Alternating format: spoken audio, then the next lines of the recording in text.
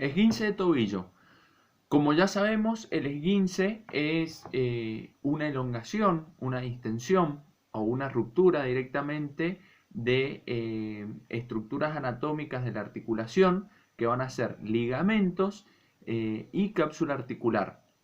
En el tobillo es muy común el esguince externo. ¿Por qué? Porque es mucho más amplia la inversión que la eversión. Recordemos que la inversión tiene un rango, una amplitud articular mayor, ya que tenemos el maleolo peroneo o externo y el maleolo tibial o interno. El maleolo tibial o interno está más elevado que el maleolo peroneo. Entonces, cuando el tobillo se va a la inversión, ese tope articular está mucho más elevado, lo cual le permite a la inversión una amplitud articular mayor. En cambio, en la eversión, ese rango de movimiento está mucho más limitado porque el maleolo peroneo o externo está más descendido en la anatomía. Entonces, cuando el pie se está yendo a la eversión, inmediatamente se encuentra con el tope óseo del maleolo peroneo.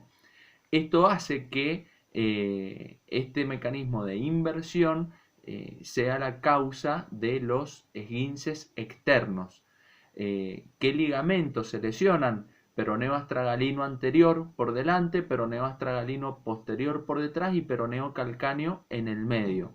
Dependiendo si esta inversión es más bien plantar o más bien dorsal, se puede lesionar más que nada el peroneo astragalino anterior o el peroneo astragalino posterior. Eso varía un poco según el movimiento. La inversión decíamos que es mucho, la eversión, perdón, es un rango de movimiento más limitado, lo cual hace que los esguinces internos sean mucho menos frecuentes. Por otro lado, en la cara interna del tobillo tenemos el ligamento deltoideo, que es un ligamento bastante ancho, que es muy raro que sus fibras se rompan. ¿Puede llegar a esguinzarse? Sí, es menos frecuente y nunca hay una ruptura total del ligamento deltoideo porque es bastante ancho. Por tal motivo, repetimos, es más frecuente el esguince externo, ¿sí? Ante estos movimientos puede ser bien de flexión plantar o de supinación, y si combinamos todo esto con la aducción estaríamos hablando de supinación. ¿Cómo se lo clasifica? En 3 grados. Grado 1 o leve, grado 2 o moderado, grado 3 o severo. El grado 1 es lo que comúnmente se conoce como entorsis de tobillo. Vulgarmente el paciente dice me torcí el tobillo.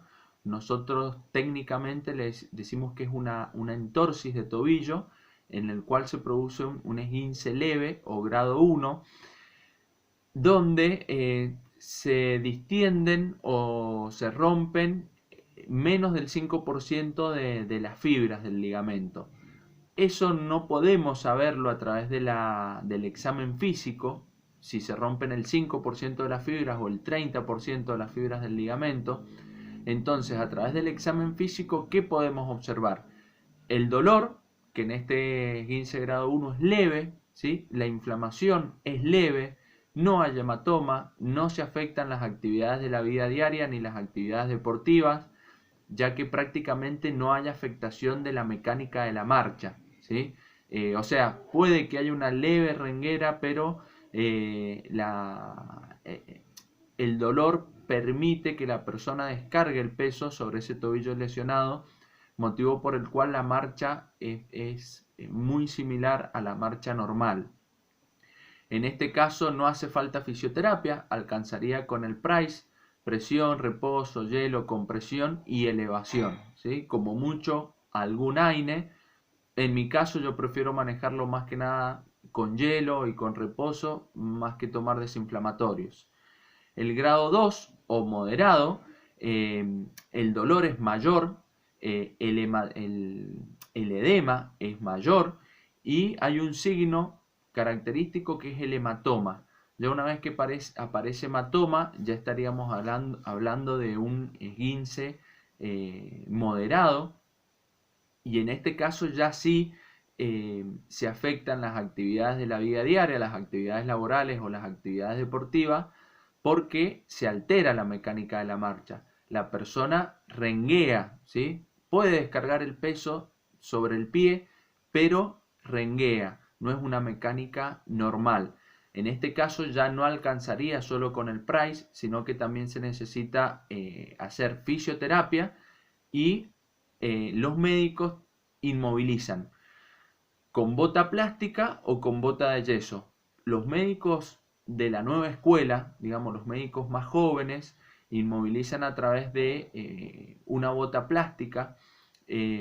Digo esto porque los médicos de la nueva escuela no realizan una inmovilización tan estricta ni tan prolongada.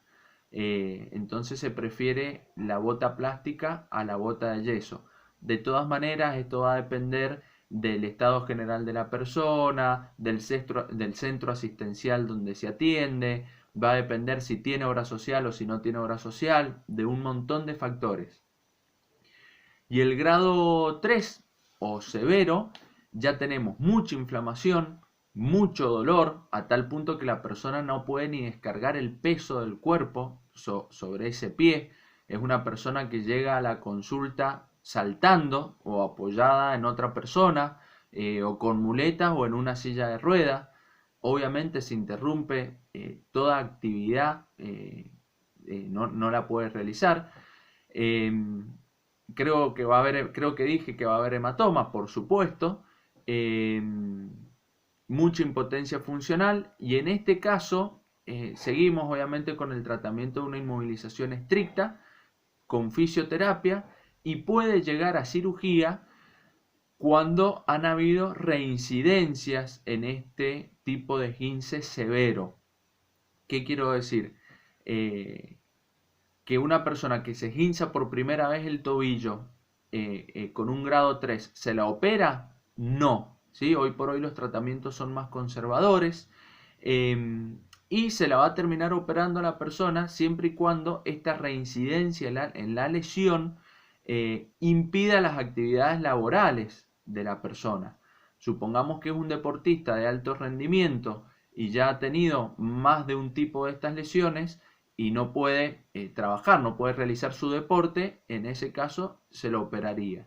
En una primera instancia se intenta evitar la cirugía. ¿Cuáles van a ser los objetivos de la rehabilitación? Principalmente disminuir los signos y síntomas a través de la fisioterapia, del reposo, de la crioterapia, y a partir de la disminución de esta sintomatología, una vez que disminuye la inflamación, disminuye el dolor, debemos recuperar la movilidad, el rango de movimiento normal, debemos recuperar la fuerza y debemos recuperar la propiocepción. Cuando digo recuperar el rango de movimiento, hago referencia a principalmente flexión y extensión. ¿Por qué? Porque es menos nocivo para la articulación. O sea, no vamos a empezar pidiéndole al paciente una inversión, que es el mecanismo lesional que la produjo. Si no empezamos en este plano sagital, flexión y extensión, y por otro lado eso es mucho más funcional, va a permitir esta flexión y esta extensión que la persona pueda comenzar a caminar de manera más normal. Cuando digo recuperar fuerza, vamos a recuperarla, a estimular todos los músculos del tobillo, pero principalmente peroneo lateral largo y corto, porque son músculos eversores. La eversión es el movimiento que va a impedir la inversión, que fue el movimiento que produjo la lesión. Entonces, la fuerza de los músculos peroneo lateral largo y corto van a estar colaborando en impedir una futura reincidencia en este mecanismo lesional. Y lo otro muy importante es la propiocepción, la cual implica mantener activos, lúcidos, ¿sí? Todo lo que son mecanorreceptores, y permitir este flujo neuromuscular, mantenerlo bien lubricado, que haya un estímulo neuromuscular que no sea inhibido, ni que haya un silencio neurológico. Una buena propiocepción le permite a la persona una mecánica de movimiento correcta y permite también evitar una futura lesión. Ya vamos a hablar en la próxima clase de propiocepción, pero enfocándonos en fuerza y en propiocepción son los dos parámetros más importantes para devolver la funcionalidad y para evitar una futura reincidencia en la lesión.